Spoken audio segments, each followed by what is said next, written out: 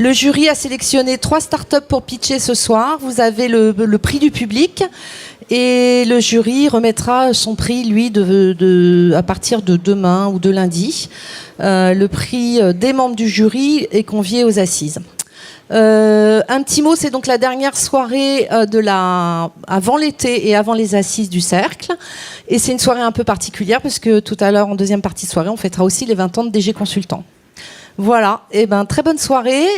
Jérôme, je te laisse la parole et je te rends le micro. Bien, bonsoir à toutes et à tous. Bienvenue à cette nouvelle édition. Dernière édition du prix de l'innovation des assises du Cercle européen de la sécurité et des systèmes d'information, mais vous connaissez ça déjà par cœur. Ce cru 2017 était exceptionnel, en quantité d'abord, puisque nous avons reçu beaucoup plus de dossiers que les années précédentes. Peut-être que nos petites pérégrinations en Grande-Bretagne et à Lyon et à Montpellier ont aidé. En tout cas, le prix grandit et nous avons beaucoup plus de sollicitations, beaucoup plus de dossiers. Mais il était exceptionnel aussi en qualité. Nous avons eu beaucoup de coups de cœur. Et ça ne veut pas dire que nous ayons un jury de cœur d'artichaut, bien au contraire. Non, c'est que les dossiers étaient vraiment très très bons. Il a été très difficile de les départager. Mais ça y est, nous y sommes arrivés. Ils sont tous là. Nous avons nos 3 coups de cœur, les 3 coups de cœur du jury. Alcide. Ils sont où, Alcide ? Voilà, Alcide, qui sera représenté pour le pitch par Emmanuel Gras. D'Athéna, voilà, qui est représenté par Philippe Herriès. Et InGen Security, qui sera représenté par Valérian Perret, qui est ici. Ils se présenteront à vous. Vous saurez tout sur eux. Vous pourrez même leur poser quelques questions sur Twitter. Donc, si vous souhaitez poser vos questions pendant les pitchs aux candidats, vous pouvez le faire sur Twitter en posant votre question. Ça vous obligera à être bref, ce n'est pas plus mal. En posant votre question sur Twitter et avec le hashtag Cercle SI. Il devrait s'afficher d'ailleurs tout à l'heure. Très bien. Avant de commencer, avant d'être rejoint sur scène par mes autres petits camarades du jury qui interrogeront aussi les startups, un petit rappel logistique. Donc vous le savez, l'objectif de cette soirée, pour le jury, c'est de voir une dernière fois les 3 candidats, de les entendre pitcher et de nous aider à faire notre dernier vote, finalement, celui qui désignera d'ici lundi le lauréat du prix de l'innovation. Le prix de l'innovation, c'est le seul prix qui permet de participer au lauréat, qui permet de participer aux assises en octobre avec un petit booth, un petit stand et une présentation. En revanche, c'est aussi l'occasion pour vous, dans le public, de voter pour votre préféré. Ça, c'est la mention du public. La mention du public, ça a aussi beaucoup de valeur pour les startups. C'est un outil de communication incroyable. Et pour voter cette année, petit changement de procédure, vous pourrez voter grâce à vos mobiles. Nous vous communiquerons une adresse, une URL, que vous entrerez dans vos navigateurs mobiles, qui vous permettra de voter. Mais je vous expliquerai ça tout à l'heure. En attendant, et pour être rejoint par mes petits camarades du jury, donc 3 membres du jury avec moi aujourd'hui, ce soir. Loïs Samin, il est où Loïs ? Bien, rejoins-moi s'il te plaît. Loïs Samin, donc, qui est adjoint RSSI Group, EDF Énergie Nouvelle. Thierry Auger. Thierry, merci. Thierry Auger, DSI adjoint, RSSI aussi, Lagardère, groupe Lagardère.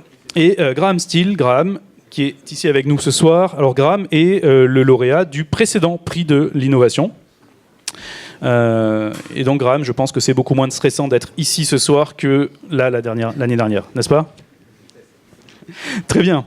Sans plus attendre, je vous propose d'écouter notre premier candidat. Alors il ne passe pas par ordre de préférence, il passe par ordre alphabétique. Alcide, vous avez tout compris. Alcide, c'est à vous. Vous avez 10 minutes de pitch. Et ensuite, nous vous poserons quelques questions. Un rappel, si vous voulez poser des questions par Twitter, le hashtag Brandon, je parle sous le contrôle de Brandon, c'est bien Cercle SI.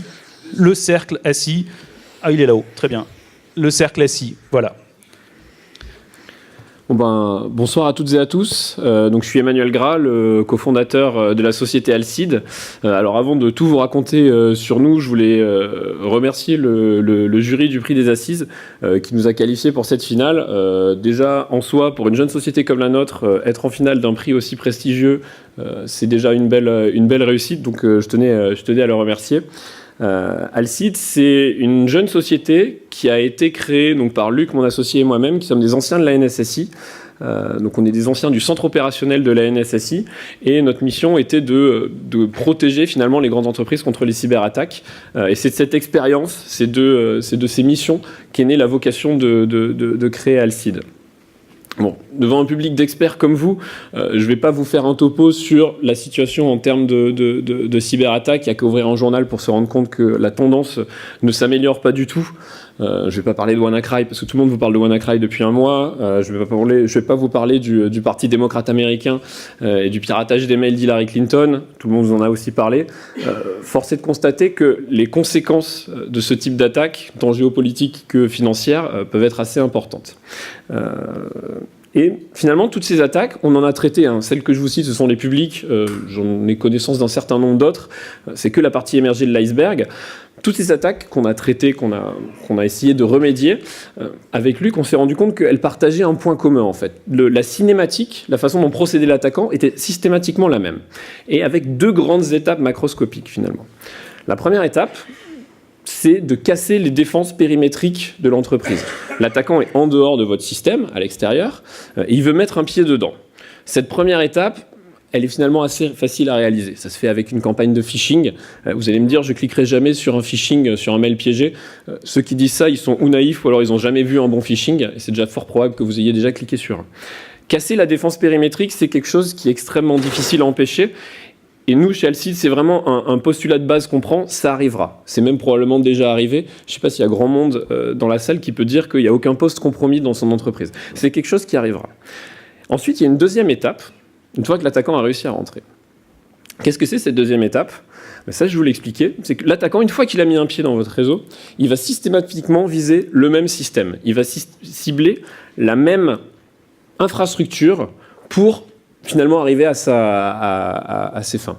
Et cette infrastructure, c'est l'infrastructure d'Annuaire, ou la solution Active Directory de Microsoft. Dans tous les cas d'attaque que je vous ai cités, et les cas qui ne sont pas sortis dans la presse, l'attaquant a systématiquement procédé de cette façon-là. Alors Active Directory, qu'est-ce que c'est ? Je ne vais pas vous faire un cours théorique, on en aurait pour plus de 10 minutes. Active Directory, c'est le système qui va gérer tous vos utilisateurs, toutes vos machines dans vos infrastructures. C'est ça qui va faire que le matin, vous arrivez au bureau, vous tapez votre mot de passe, vous tapez votre nom d'utilisateur, c'est ce système-là qui va vous reconnaître, qui va dire c'est bien la personne que vous prétendez être. Il va vous authentifier et après il va vous autoriser. C'est ce système-là qui va vous donner le droit d'accéder à vos documents, mais pas aux documents des RH, qui va vous donner le droit de lire vos emails, mais pas les mails du président, etc. Donc on comprend bien que c'est un système qui doit être extrêmement bien sécurisé. Je vous donne un deuxième exemple. Vous revenez de vacances, vous avez oublié votre mot de passe. Ça vous est déjà arrivé. Qu'est-ce que vous faites ? Vous appelez le helpdesk en disant il faudrait réinitialiser mon mot de passe, c'est une valeur que je connais. Le helpdesk va le faire. Pourquoi le helpdesk a le droit de changer votre mot de passe, mais vous n'avez pas le droit de changer votre mot de passe du voisin ?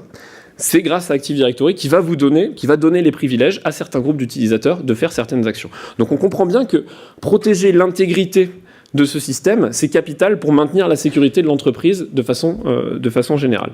Et aujourd'hui, force est de constater qu'il y a peu de solutions, et quand on regarde les attaques réussies, il y a peu d'acteurs qui arrivent à bien se protéger, de protéger leurs infrastructures Active Directory. Alors, quelles sont les causes de ce manque ? Finalement, c'est la complexité technique, c'est quand même un domaine assez complexe. La vitesse à laquelle évolue ce système d'information, il est vivant, il est organique, il évolue extrêmement rapidement. Et aussi le manque de solutions finalement adaptées. Si vous voulez choisir un nouvel antivirus, vous avez le choix entre 50 éditeurs différents. Si vous voulez une solution de sécurité qui va vous permettre de bien monitorer, de bien comprendre de façon globale la sécurité de votre infrastructure Active Directory, aujourd'hui, il y a peu de choses satisfaisantes. Et donc, c'est pour ça qu'on a décidé de créer Alcide, c'est pour apporter une réponse à cette problématique-là. Notre produit, qu'on a appelé Directory Security Compliance, est une solution de monitoring de sécurité en temps réel d'infrastructure Active Directory. C'est un système qui va regarder Active Directory, mais de façon extrêmement fine. On ne va pas vous dire « oulala, vous avez des machines pas à jour » ou alors « vous avez 3 comptes administrateurs ». C'est un système qui est basé sur notre expertise et les années de R&D qu'on a fait dans ce domaine-là pour analyser des points extrêmement particuliers. Savoir combien vous avez d'administrateurs, ça vous savez le faire. En revanche, regardez qu'il n'y ait pas un droit particulier positionné au fin fond de votre infrastructure qui permette à un inconnu de prendre le contrôle d'un compte administrateur, ça c'est quelque chose qui est beaucoup plus difficile. Et si c'est difficile à faire une seule fois, c'est encore plus difficile à faire tous les matins quand vous arrivez au bureau pour savoir si vous êtes dans un état sain. Donc on fait ce monitoring qui est extrêmement poussé et on le fait en temps réel. Alors pourquoi le faire en temps réel ? Aujourd'hui, là je m'adresse au RSSI de la salle, si vous voulez savoir dans quel état de sécurité vous êtes, d'un point de vue Active Directory, l'outil que vous avez, c'est l'audit. Vous allez faire un audit de sécurité, vous allez avoir une photo à un instant T du niveau de sécurité auquel vous êtes. Si vous avez de la chance, vous faites des audits Active Directory tous les ans, peut-être tous les 6 mois. Entre ces 2 photos-là, vous êtes dans le noir. Votre système a évolué parce que vous avez fait des mises à jour, parce qu'il y a des nouveaux administrateurs qui sont arrivés, parce qu'il y a des gens qui ont changé d'identité, parce que vous avez rattaché le système d'une filiale ou d'un partenaire. Votre système a évolué, mais vous ne le verrez pas avant les 4, 5, 12 prochains mois, avant le prochain audit. Donc c'est pour ça qu'on a choisi de faire une approche temps réel, en continu, ce qui nous permet de voir une déviance dès son apparition. Ce qui nous permet du coup de vous envoyer une alerte dès l'apparition d'une vulnérabilité, dès l'apparition d'une faille. Donc on va remonter une alerte, on ne remonte pas de faux positifs, on ne va pas vous noyer vos collecteurs de logs, je sais qu'ils sont déjà surchargés, on ne va pas noyer vos collecteurs de logs de fausses alertes, on envoie uniquement des alertes qualifiées.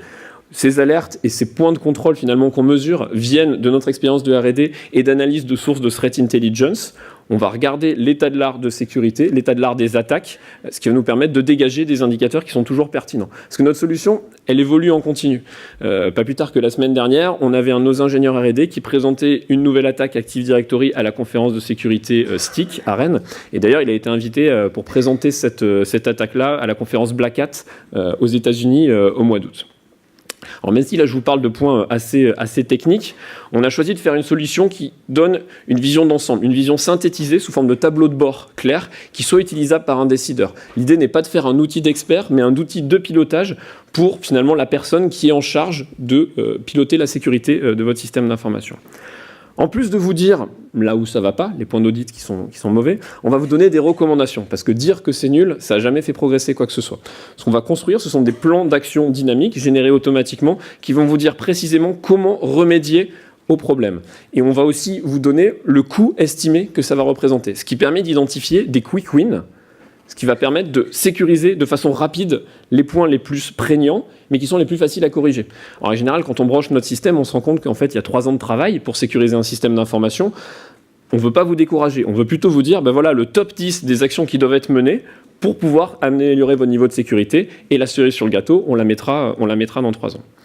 Et enfin, il y a un dernier point sur lequel je voudrais insister, c'est que toute cette analyse pointue en détail du système d'information, on l'a fait de façon totalement indolore. On l'a fait sans agent, on l'a fait sans son de réseau et on l'a fait sans privilège. On a le même niveau de privilège que le dernier stagiaire de l'entreprise.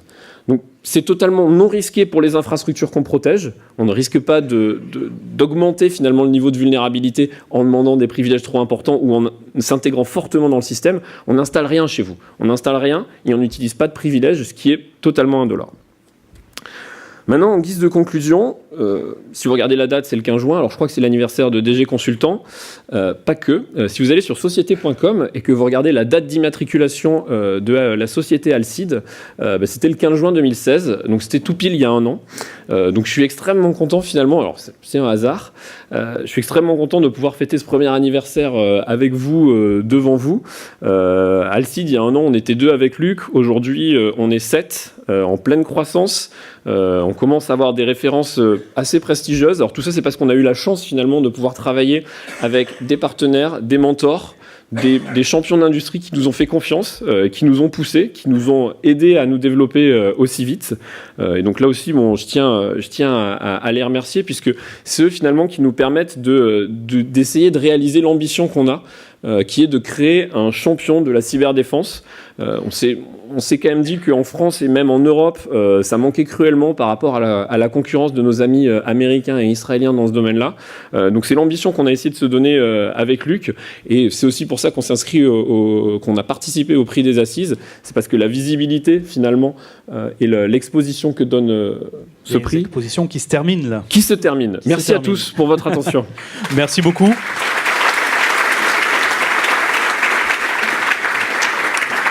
Alors, à ma connaissance, il n'y a pas encore de questions sur Twitter, mais vous avez encore un petit peu de temps pour les faire venir. Et on va passer la parole à notre jury, aux membres de notre jury sur scène. Qui veut ouvrir le bal? Est-ce que vous avez des questions particulières pour Alcide? Une première question. Aujourd'hui, les frontières de l'entreprise, en fait, s'étendent. Forcément, en fait, et dans un univers Microsoft, on se déploie sur des offres type cloud, Azure et autres, avec des annuaires qui peuvent être dédiés aussi pour des raisons de sécurité. Comment vous faites pour vous propager, en fait, vers ces univers-là? Alors, plusieurs questions, plusieurs réponses. Déjà, le passage au cloud, alors ça, on a vu que Microsoft pousse fortement pour emmener les entreprises du mode on-premise au mode cloud. Nous, en tout cas, on s'interconnecte de façon équivalente à un système on-premise ou à un système cloud. Donc nous, ça ne nous freine pas, voire même on préfère le mode de déploiement cloud. Donc c'est une solution qui a notre préférence. Après, pour joindre, on va dire, et cartographier un système qui peut être assez poreux, assez réparti, ça c'est un travail. Je vous mentirais en disant que c'est automatique. En revanche, on regarde un premier système, de suite on va voir en fait toute l'adhérence, tous les systèmes qui sont adhérents à ce système-là, et donc on va aussi pouvoir permettre d'aider à nos clients de se rendre compte que en fait ils ont une relation de confiance qu'ils ne connaissaient pas forcément avec un autre système, une autre infrastructure que du coup on va proposer, parce que ça aurait du sens de sécuriser aussi. Mais par contre on ne va pas s'injecter automatiquement chez tous vos partenaires si on découvre que vous avez un partenaire. Donc, il me semble que vous avez une super idée là, mais comment vous allez vous protéger contre la concurrence? Parce que dès que vous avez vraiment des chiffres vraiment intéressants, c'est clair qu'un Symantec ou même Microsoft peut faire un système similaire. Donc, qu'est-ce que vous avez fait pour protéger ce que vous avez créé? Alors là aussi, réponse honnête, si Microsoft qui possède la solution Active Directory finalement, s'ils décident de mettre 100 développeurs sur le sujet et 50 ingénieurs R&D, ils vont finir par nous rattraper. Après, il faut savoir qu'on a quand même une belle avance, et je vous invite, et là, je ne vous demande pas de me croire, je vous invite à regarder les publications qui ont été faites sur la sécurité Active Directory dans les 5 dernières années, les publications et les outils. Et il y a de fortes chances que vous vous rendiez compte que cet état de l'art, finalement, ce qu'on sait de la sécurité Active Directory, il y a une partie qui est non négligeable, qui a été produite par des gens qui travaillent chez Alcide ou des anciens collègues de bureau avec qui on a travaillé. Donc ce sujet de la sécurité Active Directory, finalement, c'est pas un sujet que beaucoup de gens regardent. Active Directory, c'est vendu comme un produit qui marche tout seul, donc du coup, le côté sécurité, il est un petit peu balayé sous le tapis. Et il y a peu de personnes qui ont choisi d'essayer de regarder ce qu'il y avait sous le tapis, finalement. Donc voilà, je pense qu'on a déjà, techniquement, on a je sais qu'on a une très belle avance. Après, à nous, avec un développement approprié, avec des ambitions appropriées, à nous de garder cette avance et de dégoûter les concurrents en se disant... On est parti tellement loin devant eux que ça va être compliqué de nous rattraper.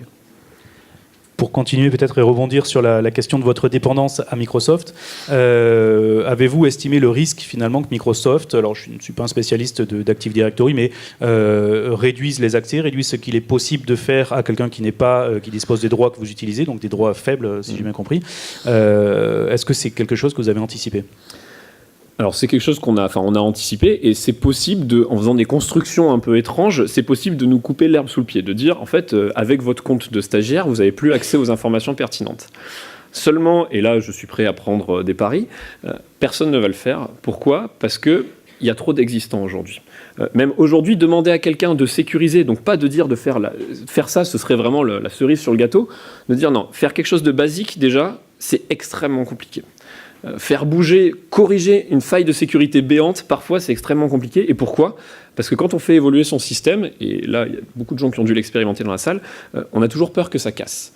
Et donc du coup, de là à... Le modèle de Microsoft, c'est un annuaire. Tout est public, excepté certains mots de passe. Tout est public. Casser ce modèle-là, je pense que ça ferait poser un tel risque sur l'existence, sur vos applicatifs, sur votre SAP, sur votre système client, sur votre système de facturation, que finalement, il n'y a personne qui va le faire. Et ce qui fait que je pense qu'on est tranquille pour les 10 prochaines années. Je vais prendre aussi des questions Twitter. Il y a donc JP Gaulier, le pseudo, qui pose la question: quelle est votre particularité face à d'autres acteurs qui font aussi de l'analyse Active Directory, type Cogiceo? Alors, très intéressant. Alors, Cogiceo, donc je suis pas un expert de leur offre, hein, donc je veux pas non plus vous dire des choses que je ne connais pas. On les a rencontrés quand même. Cogiceo, ils font, de ce que j'ai compris, une analyse à partir de la base de données Active Directory, donc qu'ils extraient, qu'ils analysent, et après ils donnent un certain nombre d'indicateurs sur la composition en utilisateur, en groupe, en mot de passe. Typiquement, nous, les mots de passe, on n'y a pas accès. On ne pourra jamais vous dire, votre mot de passe, c'est A6 2017, parce qu'on aura... Et c'est faible. Mais mieux que... Enfin, mais pas mal. Bon. Ça, on ne pourra pas vous le dire. En revanche, puisqu'on n'y a pas accès, c'est une information qui est privée. En revanche, nous, ce à quoi on aura accès, c'est dire votre politique de mot de passe, elle est trop faible. Pourquoi ? Parce que c'est moins de 8 caractères ou il n'y a pas de complexité forcée. Ça, on va pouvoir le dire. On va aussi pouvoir vous dire, ça c'est grosso modo facile, on va aussi pouvoir vous dire votre politique de mot de passe que vous avez appliquée, mais en fait, il y a des exceptions. Pourquoi ? Parce qu'il y a des utilisateurs VIP qui ne veulent pas avoir de politique de mot de passe, donc du coup, ils ne suivent plus la politique. Donc voilà, on a une approche, on essaye tous de résoudre le même problème, hein, c'est sécuriser les infrastructures AD. On a une approche qui est un peu différente en termes de fonctionnement technique. Je pense aussi en termes de temps réel, leur approche est plus photographie. Là où nous, on fait des photographies arbitrairement rapprochées, donc ce qui s'appelle un film finalement. Voilà, on a ces approches différentes. Mais et pour tout ce qui concerne Cogiceo, je vous invite à leur demander parce que je ne veux pas non plus vous mentir. Une autre question, ça sera peut-être la dernière, une autre question sur Twitter, finalement qui est le cœur du problème, hein. Pas de sonde, pas de privilège, mais alors comment surveillez-vous AD ?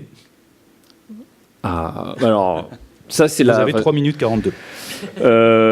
Comment on surveille AD ? C'est la beauté du modèle Active Directory. Vous tous, alors il y a des administrateurs probablement dans la salle, on les enlève. Tous les autres utilisateurs classiques, vous avez accès à toutes les informations auxquelles nous on a accès finalement. Et ce qui nous différencie, c'est que nous, on sait où aller chercher l'information. Et on s'est creusé la tête en termes d'algorithmique pour être capable de corréler, de travailler, de mouliner toute cette information pour en faire sortir des éléments pertinents. Mais on n'a pas accès à quoi que ce soit de plus que votre dernier stagiaire. Et si le dernier stagiaire qui est arrivé dans votre entreprise, il a notre niveau de connaissance et il a la capacité logicielle, matérielle, physique de travailler ces données-là, il pourra trouver exactement les mêmes choses que nous.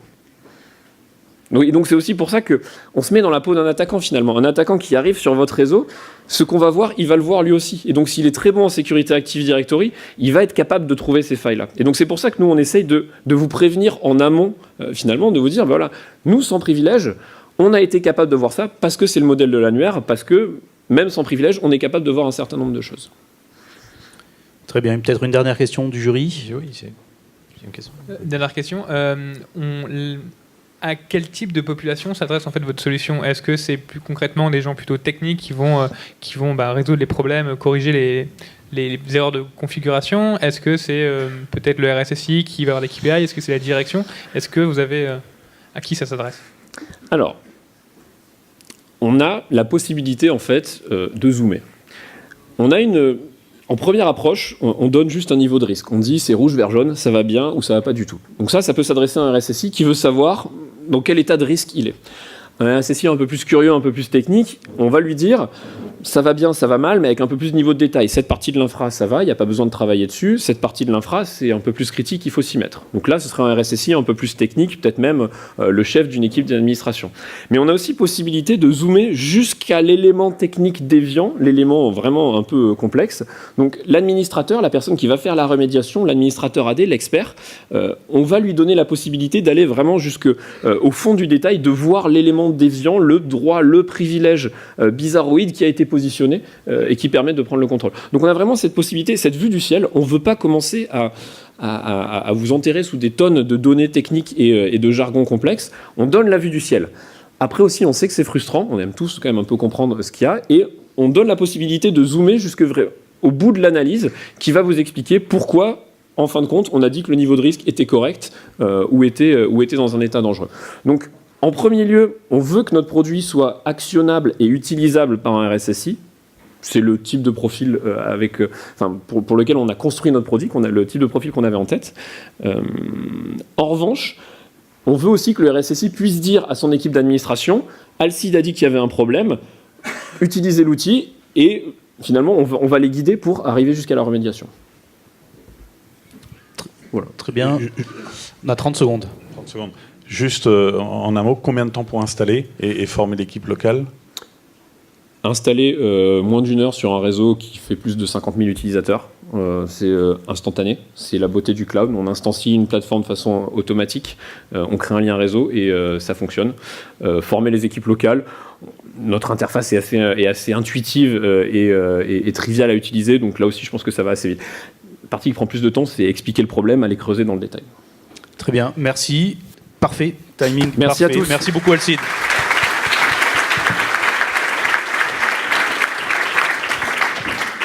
Bien, notre deuxième pitch d'Athéna, Philippe Herriès, voilà, il est là. Philippe, bienvenue. Merci. Et c'est à vous pour 10 minutes. Il n'y a pas beaucoup de chemin à faire, effectivement. Eh bien, merci de votre accueil, merci aussi de m'avoir sélectionné. J'y suis d'autant plus sensible que ça serait la deuxième fois. Exactement. Si jamais j'étais choisi comme lauréat, à 11 ans de distance, ce serait éventuellement très sympa pour surtout l'ensemble des collaborateurs d'Athéna. Donc je vais vous raconter rapidement, évidemment, en 9 minutes 35 maintenant, une histoire de la création d'Athéna, et en vous racontant cette histoire, je vais vous expliquer ce que nous faisons rapidement. En fait, tout a commencé en 2013 au sein d'une grande banque internationale qui avait à faire face à un challenge que peut-être certains d'entre vous connaissent ou ont déjà. C'était l'importance, accroissement du nombre de documents et de données non structurées à l'intérieur de l'entreprise et la difficulté d'avoir à les identifier, à les catégoriser et bien sûr à les classer. Donc la problématique de la classification a été faite et traitée au départ au sein de cette banque de façon manuelle, semi-manuelle, évidemment avec finalement une bataille perdue d'avance puisque le taux d'accroissement de ces données était supérieur aux capacités de traitement des données antérieures. Donc chaque année, il y avait une régression sur la classification. Il faut dire que dans cette banque, il y avait 5 pétabytes de données non structurées correspondant à 22 milliards de documents. Donc ils ont décidé, quand je dis ils ont, c'est un groupe de travail à l'intérieur de cette banque a décidé, composé de Risk Manager, Compliance Manager, RSSI et les gens du département juridique ont décidé de lancer un appel d'offres pour voir s'il y avait une solution disponible sur le marché de classification automatique des données non structurées. Les réponses à cet appel d'offres n'ont pas été jugées satisfaisantes, mais ont donné lieu quand même à une réflexion, une maturation de la discussion, évidemment, qui a permis finalement d'élaborer un cahier des charges en une dizaine de points très importants. Et ce cahier des charges, il a été décidé de le confier en développement mixte à l'École polytechnique fédérale de Lausanne, avec les équipes internes de cette banque. Le laboratoire d'intelligence artificielle, d'ailleurs, de l'EPFL, était déjà à l'origine de l'expérience de la précédente société, Nexink. Donc, comme quoi, finalement, les chemins se croisent très souvent. Et dans les 10 points qui ont été mis en avant, bien sûr, il y avait non seulement la capacité d'identifier les données, de les catégoriser en clusters, évidemment, en utilisant des technologies de machine learning et d'intelligence artificielle, de les identifier de façon automatique, de garantir le niveau, évidemment, de conformité de cette classification automatique, le niveau d'accuracy, comme on dit, par, évidemment, l'injection à l'intérieur du produit d'outils de scoring communément admis, par exemple, par les tribunaux américains ou les tribunaux du Commonwealth. Je pense, par exemple, à l'outil F1, qui est intégré dans Athéna aujourd'hui. Et bien sûr, toute une série d'autres éléments importants dans cette classification. Par exemple, l'intégrité des données ne devait pas être mise en question. Il ne devait pas y avoir de modification du document lui-même. Il devait y avoir la possibilité d'intégrer les résultats de cette classification dans des outils de protection, comme par exemple les outils de File Management System ou de DLP. Il devait y avoir aussi la possibilité de faire ressortir des anomalies comportementales. Par exemple, des utilisateurs qui appartiennent à un département et qui créent ou modifient des données appartenant à un département différent. Pour donner un exemple. Et donc, l'ensemble de ces éléments de cahier des charges a été soumis au développement des études mixtes de cette banque et de l'EPFL pour aboutir en 2014 à la création d'un premier prototype qui a été jugé suffisamment satisfaisant par les équipes qui l'ont demandé, qui ont continué ce développement et un investissement relativement significatif de plus de 3 millions à l'époque a été fait pour la création d'une première version alpha. Cette version alpha a été largement utilisée à l'intérieur de cet établissement pendant quelques mois et même par les auditeurs de cet établissement, les auditeurs au niveau assurance, qualité assurance des entreprises KPMG et Price Waterhouse, principalement. À ce moment-là et à cette étape, les gens de cet établissement bancaire ont décidé d'externaliser ce développement et cette version alpha. Et compte tenu que nous avions été impliqués auparavant dans le cadre du laboratoire d'intelligence artificielle dans le développement, avec mes associés, nous avons été choisis pour être les bénéficiaires de cette externalisation. La société d'Athena est totalement propriétaire de l'IP de cette technologie aujourd'hui. En 2016, à l'issue du succès de cette négociation avec cette banque, la société d'Athena a été créée. Elle est un peu plus vieille que mon prédécesseur, puisqu'elle a été créée en avril 2016. Dont le siège social est à Singapour et l'établissement pour l'Europe à Lausanne, à côté de l'EPFL.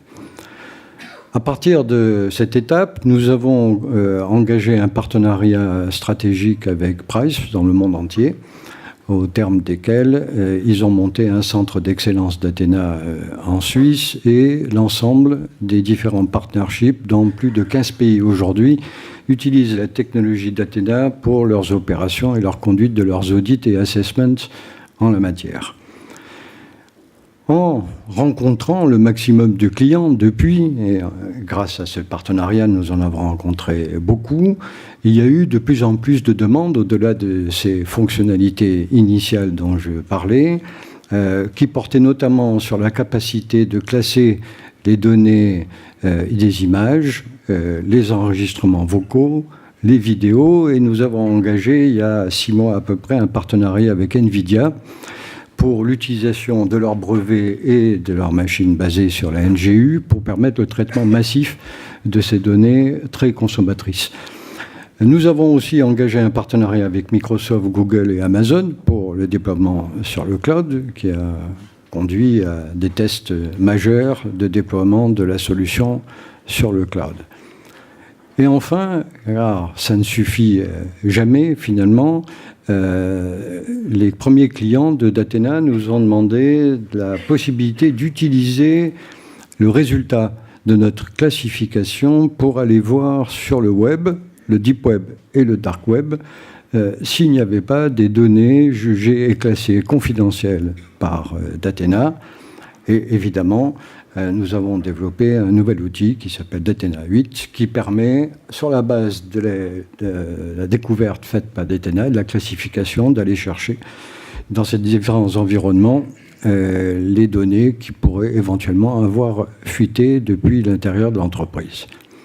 Pour permettre, dans la minute 40 qui me reste, pour permettre de s'assurer d'un niveau de fiabilité des données que nous proposons de façon automatique. Il y a toujours un risque et un danger de se dire c'est trop beau pour être vrai, comment on peut être sûr que les données classifiées sont bien classifiées, évidemment dans la bonne catégorie et le bon niveau de confidentialité. Nous avons mis en œuvre dans Datena un workflow qui est basé sur le modèle des 3 lignes de défense, qui permet, dans le cas où les modèles prédictifs d'intelligence artificielle, il y en a plus de 50 dans Datena, ne seraient pas suffisamment fiables ou se jugeraient eux-mêmes pas suffisamment fiables, d'apporter la possibilité aux utilisateurs, aux créateurs de documents, de challenger la classification automatique faite par Datena. La deuxième ligne de défense, composée par les professionnels de sécurité de l'entreprise, peuvent valider le challenge de l'utilisateur. Et enfin, la troisième ligne de défense sont les auditeurs internes ou les auditeurs externes de l'entreprise. Donc, une certaine sécurité en la matière. Quand on déploie Datena en version non assistée, c'est-à-dire en mode complètement automatique, on arrive à un niveau de classification garanti de l'ordre de 90 à 95% en fonction des environnements. Avec le mode semi-assisté, la mise en œuvre des 3 lignes de défense, on arrive au bout de quelques semaines à 99% de fiabilité. C'est l'heure.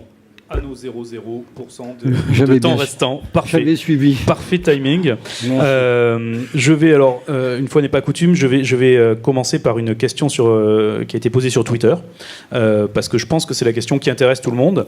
Une question simple, dit Jérôme Billois. Comment ça marche et pourquoi ça marche chez vous ? Eh ben, c'est pour ça que j'en ai pas parlé, parce que j'étais sûr. Vous étiez sûr que ça allait. C'est une très bonne stratégie. Ben oui, ça me donne un peu plus de temps. Donc la réponse est simple et en même temps très compliquée. Mais je vais essayer de la simplifier au maximum. Si j'avais eu droit à plusieurs slides, j'aurais pu mettre des schémas, mais bon, c'est la règle du jeu. Donc la technologie est déployée soit sous le mode d'une appliance, soit directement sur des serveurs appartenant à l'entreprise. Évidemment, toutes les données restent en interne de l'entreprise. Donc la première phase est la phase que nous appelons chez nous ingestion des documents. L'ingestion des documents, donc nous sommes connectés au SharePoint, au ShareDrive, aux bases de données cibles, évidemment. Nous sommes connectés aussi à l'Active Directory pour aller savoir qui a les privilèges, qui fait quoi et qui manipule quoi.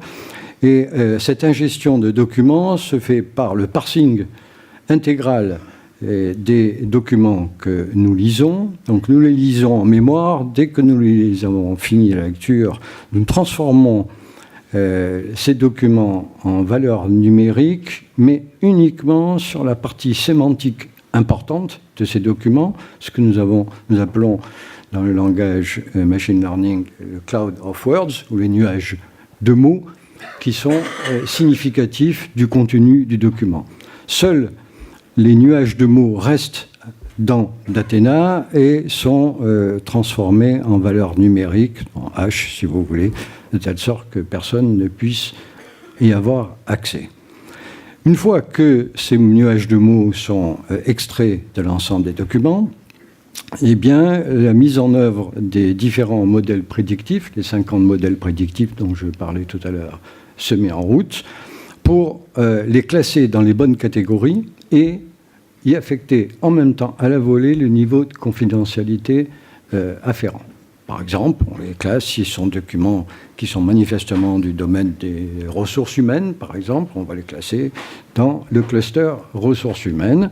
Et s'il y a des différents éléments, données personnelles, données sensibles à l'intérieur des documents, elles vont être classées en fonction des politiques d'ailleurs internes. Tout ça est customisable dans confidentiel ou secret, peu importe le nom qu'on leur donne dans les différentes catégories.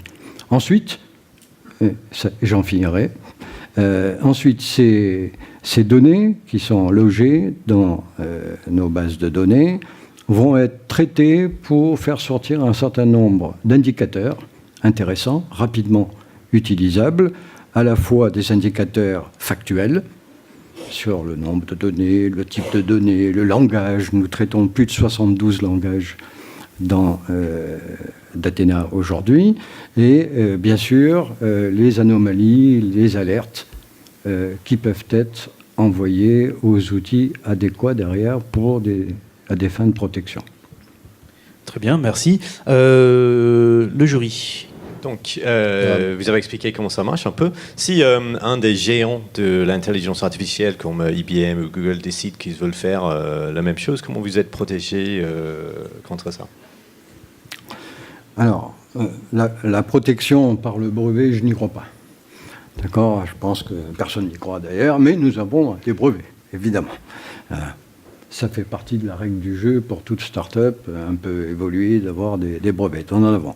La protection aujourd'hui contre la concurrence extérieure vient simplement de l'histoire de Datena, plus que de la technologie de Datena. Bien sûr, nous sommes fiers de la technologie qui est dans Datena, parce qu'elle n'est pas simple à manipuler, elle est relativement complexe, mais est à la portée de beaucoup d'ingénieurs dans le monde, évidemment. Ce qui est le plus compliqué, c'est l'intelligence métier qui est dans Datena. Et Datena est née en avril 2016. En fait, elle est vieille déjà, cette start-up, parce que la technologie que nous produisons aujourd'hui et que nous améliorons tous les jours est née de la réflexion de professionnels de la sécurité, du droit, de la conformité, du risque, pendant plus de 3 ans. Et ces 50 modèles prédictifs qui sont aujourd'hui dans Datena, c'est la véritable richesse de Datena. Parce que, vous savez, si on n'utilise qu'un seul modèle d'intelligence artificielle, il y a toujours un doute. Si on en utilise 50 différents, et ils ne sont pas simples à combiner pour arriver à un résultat évidemment probant, ça devient un peu plus compliqué. Mais vous savez, on parle avec les gens de Google qui sont très forts en intelligence artificielle. On parle avec les gens d'NVIDIA, eux aussi, ils sont très forts. Les gens de Microsoft aussi, ils sont très forts. On parle avec eux tous les jours. Bon, évidemment, aujourd'hui, nous sommes partenaires. Demain, potentiellement, ils seront concurrents. Ça m'est déjà arrivé 2 fois avec Microsoft, donc j'ai une confiance relativement limitée en la matière. Je ne suis pas novice, malheureusement, dû à mon grand âge. Mais l'avance se fait essentiellement par l'approche métier. Je prends un exemple. Datena est partie de la banque, donc évidemment, en matière de langage métier, je peux dire que c'est du complet. Hein. Mais, et quand on arrive dans un hôpital, est-ce que ça marche? Est-ce que c'est aussi précis? Est-ce que c'est aussi tangible? L'amélioration continue, métier après métier, l'industrie du luxe, les laboratoires pharmaceutiques, les hôpitaux, la banque, les assurances, etc., qui sont aujourd'hui nos clients, nous ont permis, et nous permettent encore à chaque étape, d'améliorer ces modèles prédictifs, puisque la véritable valeur, c'est ce qu'on apporte au métier, finalement. Ce n'est pas la technologie elle-même. Vous nous parlez donc des données non structurées. Souvent, ce qui se passe, c'est que ces données-là, en fait, elles sont issues d'univers structurés. Est-ce que l'outil fait le lien pour pouvoir justement dire aux opérationnels, toutes ces données-là, en fait, que j'ai classifiées de cette manière-là, parce que c'est cohérent avec votre politique de classification et autres, sont issues de cette base de données, ont été extraites, en fait, pour que justement l'opérationnel puisse s'y retrouver, quoi. Ça, ce que vous parlez du end-user computing, finalement. Oui, ça, c'est la clé. Enfin, la clé, du point de vue de la sécurité, bien sûr, hein. Pas du point de vue de l'agilité de travail. Parce que si les applications étaient bien faites, les grands ERP, il n'y aurait pas besoin de faire de end-user computing. Ça, tout le monde le sait. Mais bon, malheureusement, comme elles ne sont pas aussi satisfaisantes qu'on le voudrait, du coup, les utilisateurs sont obligés de faire quelque chose. Oui, ça, c'est un élément que nous prenons en compte dans Datena et qui est très important et qui a été jugé très important par cette banque au début parce qu'il y a là-dedans des données très confidentielles issues de ça. Nous avons aussi une version d'Datena qui traite les grands ERP pour faire la même classification pour ce qui concerne les données structurées aussi.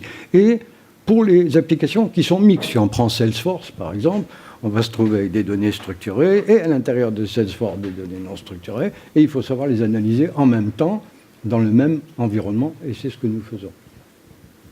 Loïs. Chaque entreprise est différente, chaque business est différent.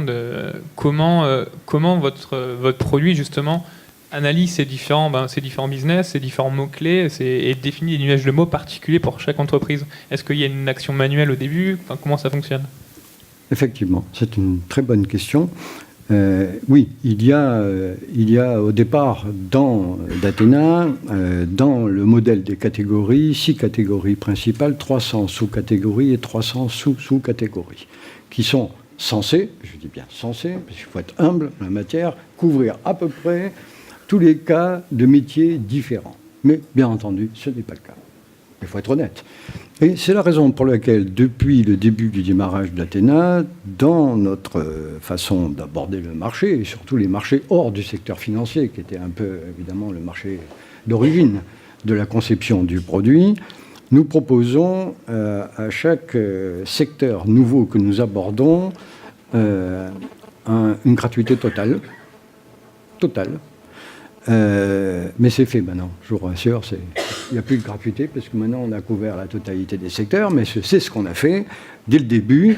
Je prends parler par exemple du secteur hospitalier qui a quand même un langage relativement particulier, très complexe en interne, un langage de spécialiste. Donc il nous a fallu plusieurs en fait, environnements dans différents pays différents pour adapter le modèle de telle façon que la machine learning apprenne à apprendre effectivement d'une façon à peu près bonne en fonction des différents langages et différents métiers.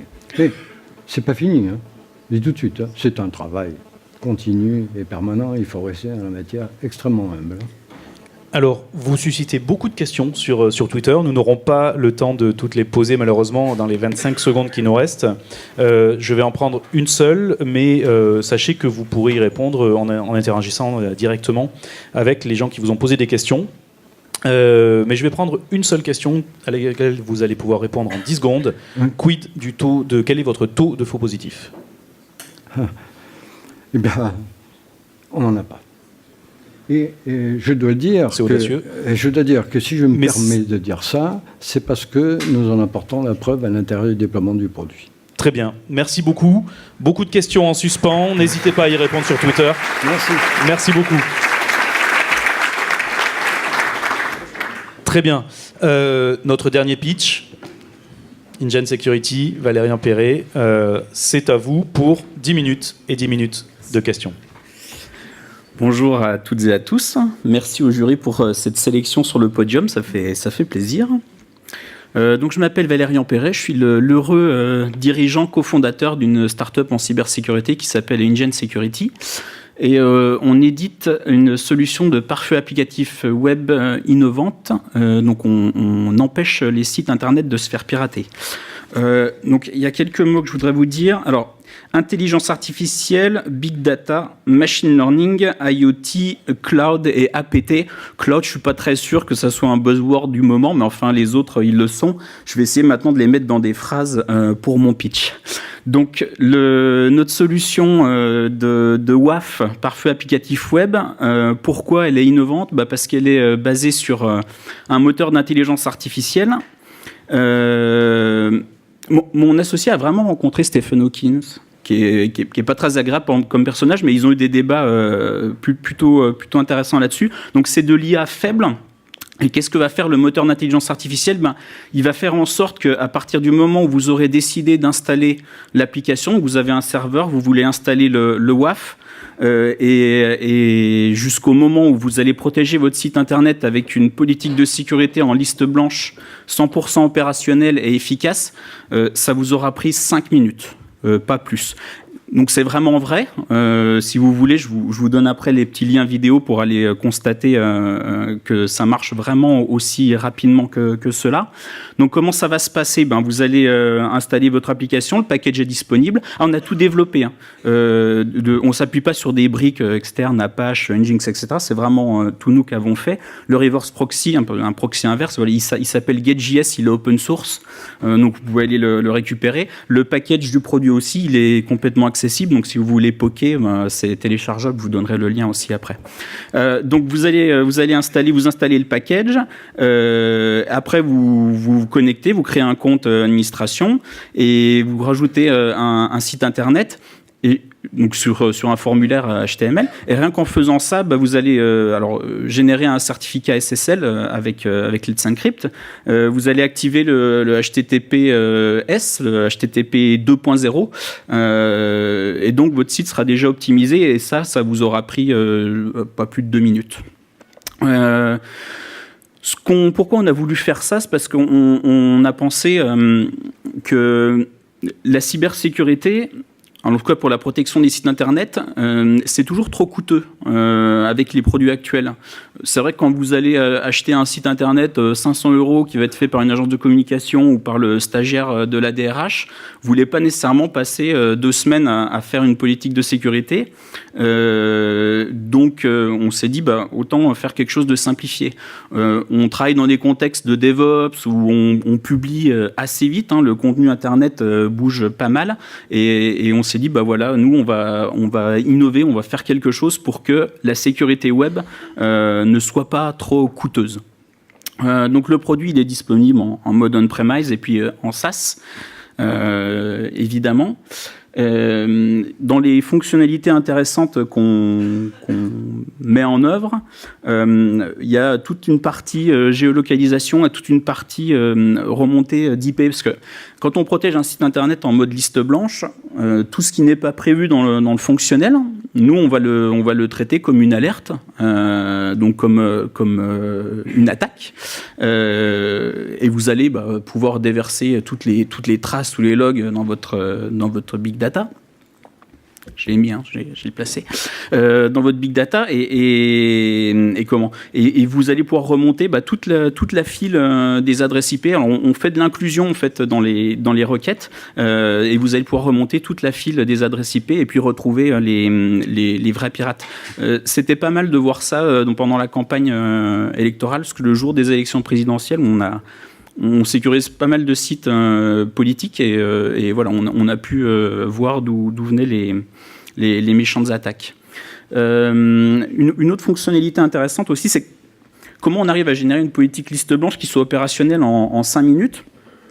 En fait, on va simplement demander à un utilisateur qu'on va dire bienveillant de surfer sur son site internet.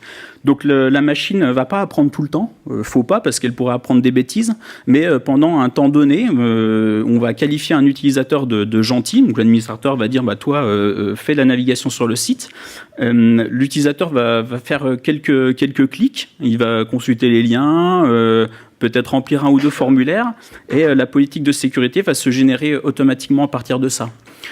De sorte que il n'y a pas besoin de compétences ou d'expertise en informatique pour générer une politique de sécurité. C'est la machine qui va s'en charger.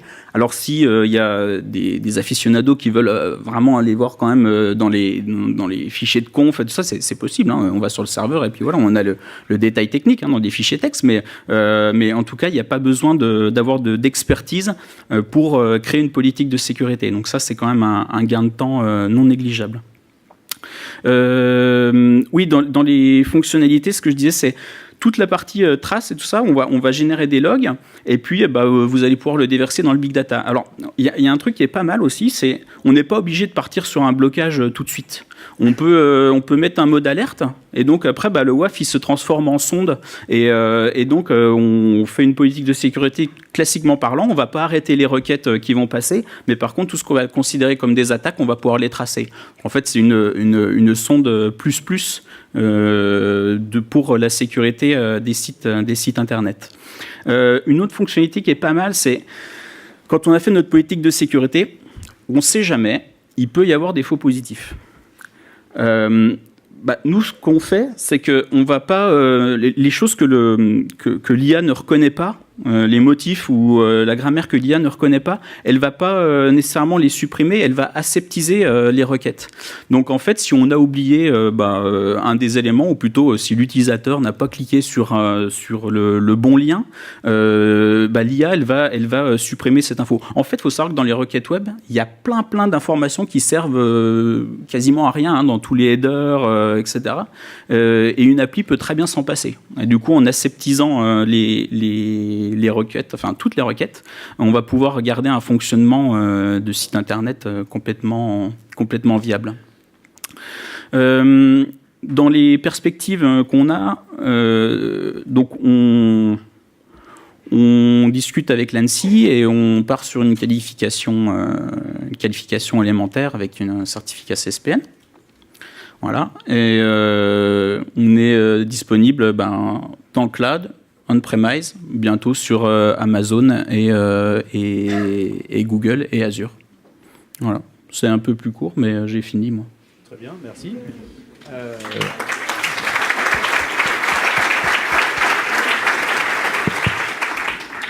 Très bien. Qui attends, ouvre le bal? Pardon, Jérôme, excuse-moi. Non, j'ai oublié de placer APT. Alors en fait... Ça nous manquait. Bah ouais. Non, alors comme on a une politique liste blanche, toutes les cochonneries qui passent, les attaques WordPress qu'on a vues, etc.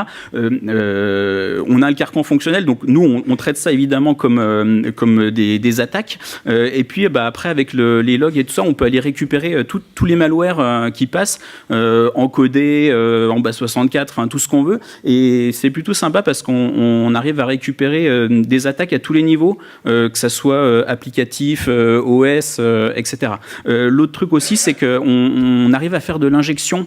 Donc, si vous avez un mode under attack, voilà, vous êtes sous attaque, donc on fait de l'injection et du coup, on arrive à shooter toutes les botnets. Ah oui, on gère des listes blanches de botnets, donc on optimise quand même pas mal de trafic sur les serveurs front. Mais j'ai oublié plein de choses. Donc voilà. Et la techno, elle est pensée ultra scalable. Et en fait, donc quand vous avez installé votre VM et tout ça, vous pouvez dire, je veux rajouter 10 CPU, 20 Go de RAM. Vous relancez les services et c'est bon, ça démarre tout seul. Donc il n'y a pas à acheter de 50 boîtiers différents. Et ça, c'est bien parce que quand vous êtes un e-commerçant, par exemple, à Noël, vous voulez avoir peut-être une infra un peu plus robuste parce que vous allez avoir des gros pics de trafic. Mais par contre, en mars, je crois pas qu'il y ait de fête. En mars, il n'y a rien, donc vous voulez baisser. Donc vous pouvez adapter le WAF comme ça.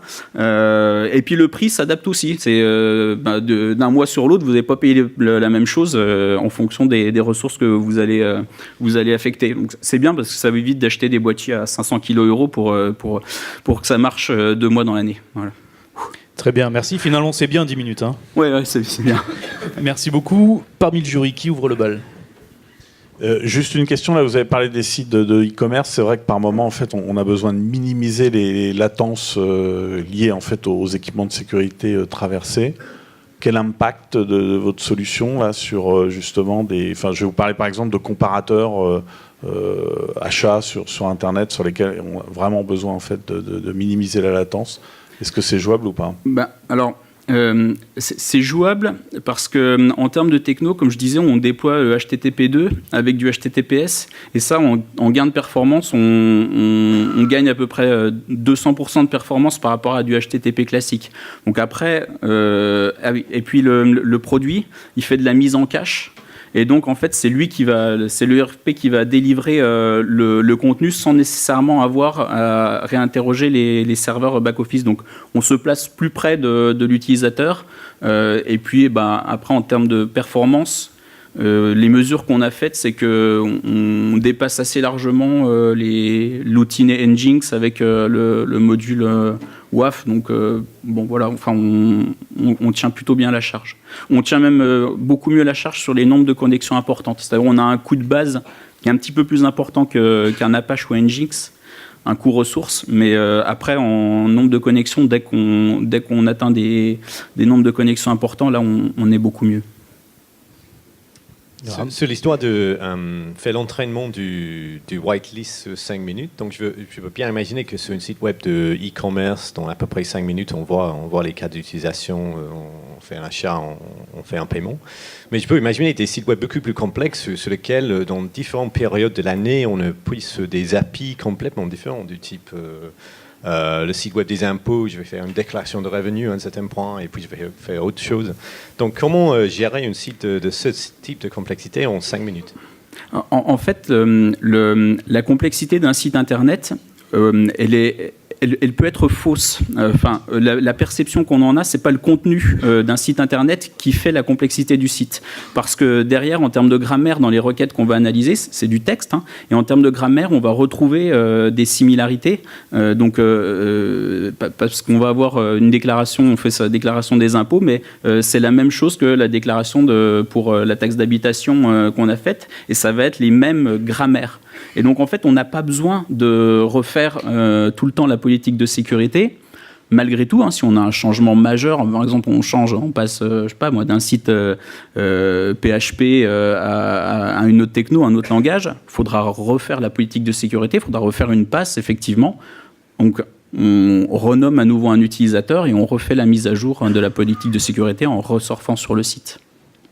Mais la complexité visuelle, dont on a l'impression, en termes de grammaire dans les requêtes, elle est bien souvent beaucoup plus simple. Une question Twitter. Comment garantissez-vous l'intégrité de votre code en vous appuyant sur de l'open source ? C'est nous qui l'avons développé, le Reverse Proxy Open Source. Et c'est nous qui le mettons à disposition. Très bien. Loïs, peut-être ? J'avais une question sur la charge, mais en fait, vous avez un peu répondu directement sur comment vous faites pour... parce qu'on a parlé de l'exemple de site, etc., mais comment vous faites pour gérer les charges importantes, donc c'est de la scalisation. Oui, tout à fait. Les indicateurs potentiels là, qui sont mis à disposition de l'utilisateur final, parce que vous avez parlé beaucoup de redescente de log events en fait, dans du big data, mais concrètement, en fait, je suis une entité business. Vous nous disiez au début là, que effectivement, ça peut s'adresser en fait, à des gens qui ne sont pas forcément des techniciens.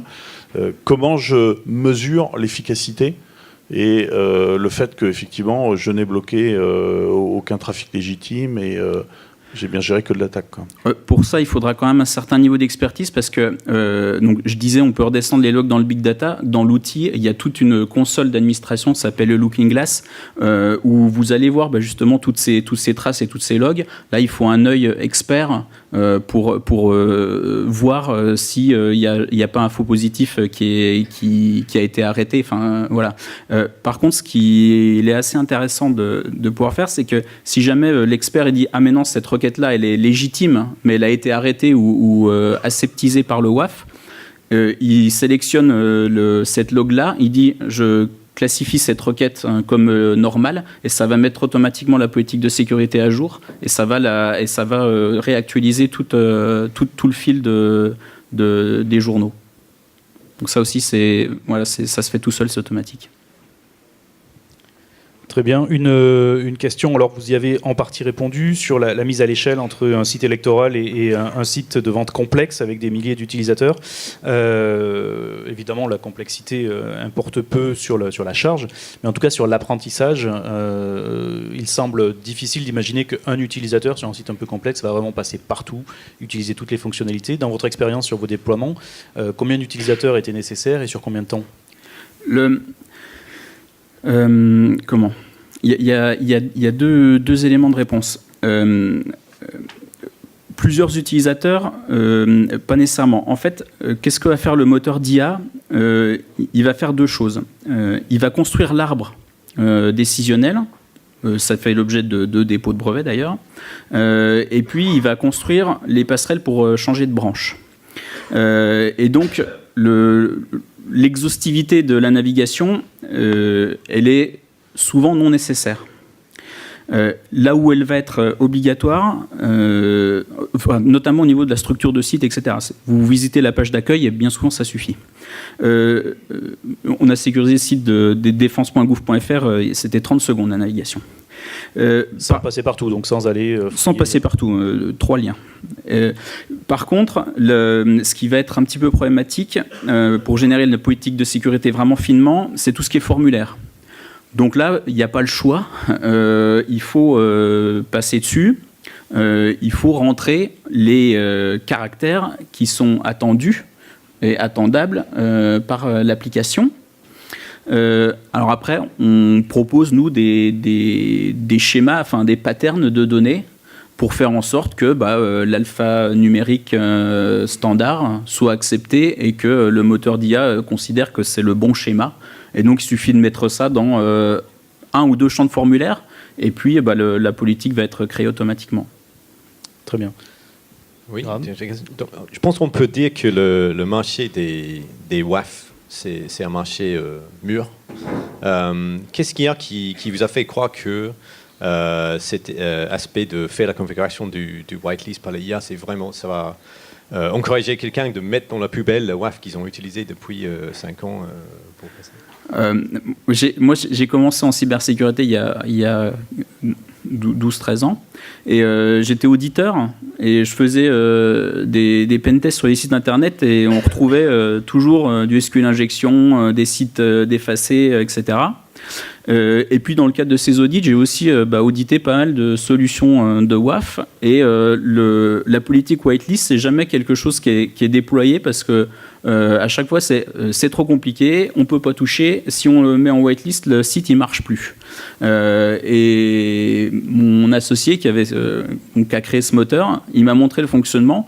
Et la rapidité de constitution de la politique et le fait qu'on ait un site qui fonctionne toujours après ça m'a fait dire que c'était la bonne solution. Et puis, à côté de ça, maintenant, on voit que ça va de plus en plus vite. Enfin, le DevOps, c'est pas pour rien. Ça veut dire qu'on passe du développement à de la prod en quelques heures. On peut pas se dire, en cybersécurité, on a le WAF qui est là et puis sa politique de configuration, elle prend 5 jours à être réalisée. Donc c'est pour ça que je me suis dit qu'il y avait une potentialité. Et le nombre de sites internet aussi, c'est 30-35 000 en France en 2016. Donc il y a encore pas mal à faire au niveau sécurité web. Alors, beaucoup de questions aussi. Vous pourrez y répondre sur Twitter en prenant contact directement avec nos participants. Une question intéressante, effectivement. Si c'est vraiment des utilisateurs qui permettent l'apprentissage, pourquoi pas un robot ? Il y a ça. Le robot, par contre, il faut faire attention parce qu'il ne sait pas sur quel lien il a le droit de cliquer ou pas. Et donc, si par exemple vous faites scanner, je sais pas moi, un middleware type Tomcat, et vous savez, il y a des liens, c'est désinstaller ou supprimer l'applicatif. Le robot, il va pas se poser la question, il va y aller. Hein. Donc voilà, les sites vitrines institutionnels pour le robot, ça marche. Hein. Il y a un crawler automatique qui permet de le faire, mais pas partout. Très bien. Peut-être une dernière question du jury, non, sur les 30 secondes qui nous restent. Une question Twitter qui est le WAF gère-t-il le chinois ou autre caractère étranger ? Alors, je ne sais pas. On ne protège pas de sites chinois pour le moment. Désolé. Très bien. Merci Valérian. Merci à vous. Beaucoup.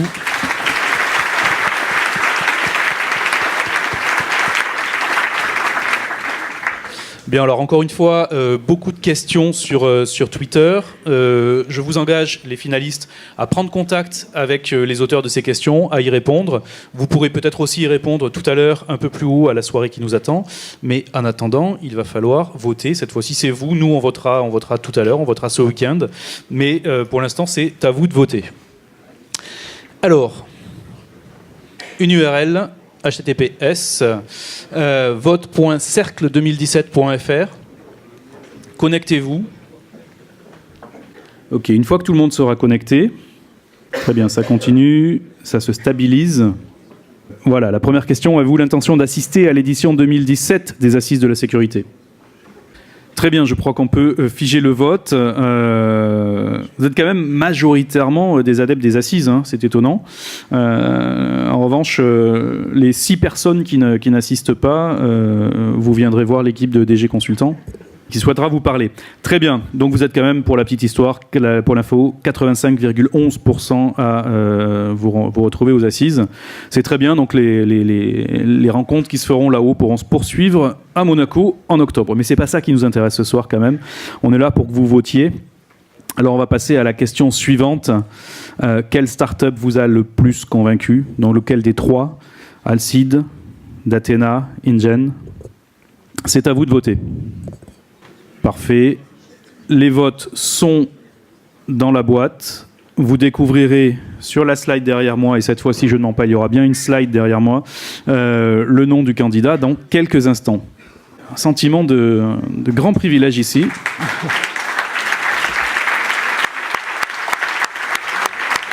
Eh bien c'est Alcide. Alcide, rejoignez-nous. Venez. Venez tous les deux.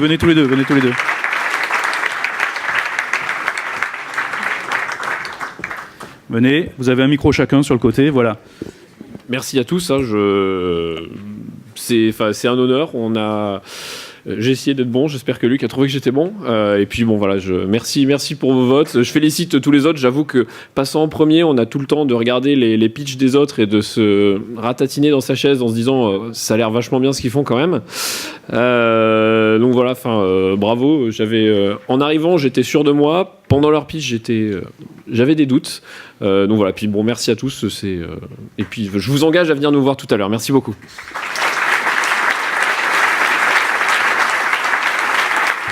Très bien, merci à toutes et à tous, merci pour vos votes, merci au jury, merci pour vos questions aussi. À l'occasion de cette soirée, nous fêtons aussi les 20 ans de DG Consultant. J'ai cru comprendre qu'il y aurait quelques surprises. Joyeux anniversaire DG et à tout à l'heure.